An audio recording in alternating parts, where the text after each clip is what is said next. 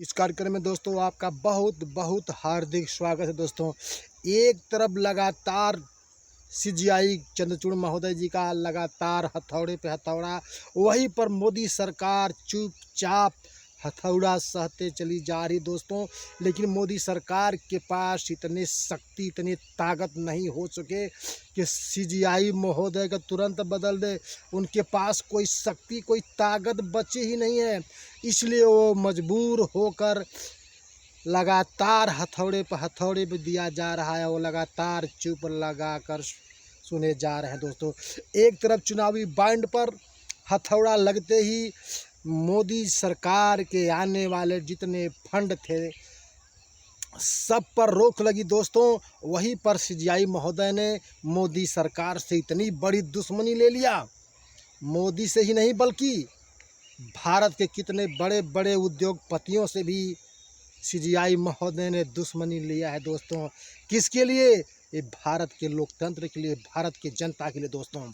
वहीं पर अब पूरे देश की यानी सुप्रीम कोर्ट से लेकर जनता, विपक्षी सब लोग जो ईवीएम का विरोध कर रहे हैं दोस्तों कि ईवीएम को बंद होना चाहिए। यानी सुप्रीम कोर्ट के वकील भी लगातार प्रदर्शन कर रहे हैं कि ईवीएम मशीन को बंद होनी चाहिए दोस्तों, बैन होनी चाहिए। और लगातार फैसले पर फैसले सुन करके यह सरकार को झटका पे झटका लगता चला जा रहा है दोस्तों। अब कहा जा रहा है कि सीजीआई महोदय का अगले नवंबर में जो है रिटायरमेंट हो जाएंगे और जो नए जज बनेंगे वो संजीव खन्ना बनेंगे दोस्तों। अब उनका कार्यकाल कैसा होगा पूरा इंडिया हमारा देखेगा। लेकिन अब है तो लोकसभा का चुनाव 1.5 महीने लगभग बचा है दोस्तों। वहीं पर जनता की आवाज़, लोकतंत्र की आवाज़ है कि ईवीएम को जल्द से जल्द बंद कर दी जाए।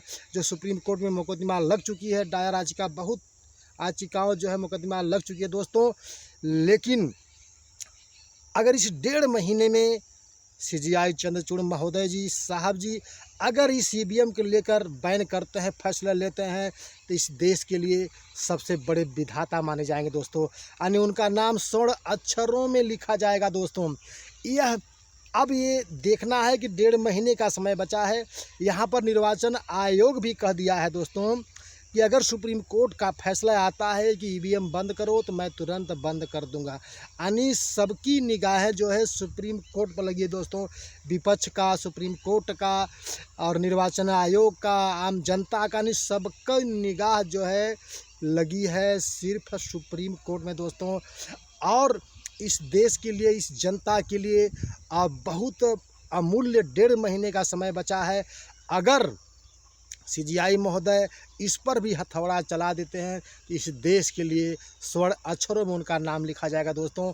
नहीं तो इधर आम वो 2019 का जैसे चुनाव हुआ था, वो निर्वाचन जो तैयार है कि 2019 के तहत इस बार भी हम 2024 का भी चुनाव करा लेंगे, वो तैयार है। लेकिन वो भी सुप्रीम कोर्ट के हवाले अपना फैसला दे दिया है दोस्तों। जो अगर सुप्रीम कोर्ट अगर ईवीएम पर बैन लगा देगा तो मैं उनके बात पर तुरंत जो है ईवीएम को बंद करूँ दोस्तों।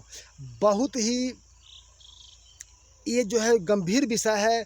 अब देश की नज़रें और सबकी नज़रें, लोकतंत्र की नज़रें, जनता की नज़रें सुप्रीम कोर्ट के मुख्य न्यायाधीश महोदय सीजीआई चंद्रचूड़ के शाह प्रयास लगी है दोस्तों कि इस जनता के लिए, इस देश के लिए इतने बड़े फैसले ले रहे हैं।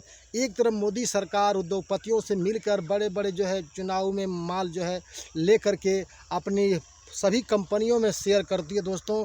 वहीं पर उनका सारा रास्ता बंद करके और मोदी के लिए सबसे बड़ी जो है जेब काट ली है दोस्तों।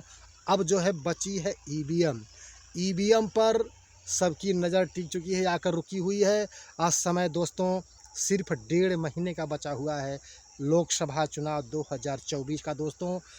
अब सीजीआई चंद्रचूड़ साहब जी क्या फैसला लेते हैं, इसी पर सबकी नज़र टिकी है दोस्तों। आप लोग ज़रूर इस पर विचार करिए, तर्क करिए कि कैसा निर्णय होना चाहिए। ईवीएम जनतंत्र के लिए होना चाहिए, लोकतंत्र के लिए होना चाहिए कि निर्वाचन आयोग के हिसाब से होना चाहिए, कि केंद्र सरकार के योग से होना चाहिए। लेकिन अब तो जो है निर्वाचन आयोग भी सब दिया, तो किसी को दोष नहीं लगा सकता।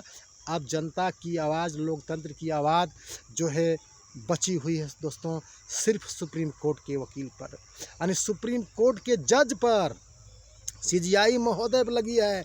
वही चाहे तो अब इस देश के भाग्य विधाता बन जाएंगे दोस्तों, और नहीं तो जैसे तो तैसे तो ये देश चल ही रहा है। और इस बात को अच्छी लगे जरूर अपनी प्रक्रिया विचार दें, और हमारे चैनल नए हो जरूर सब्सक्राइब करें दोस्तों। आप सभी को बहुत बहुत साधुवाद, बहुत बहुत साधुवाद।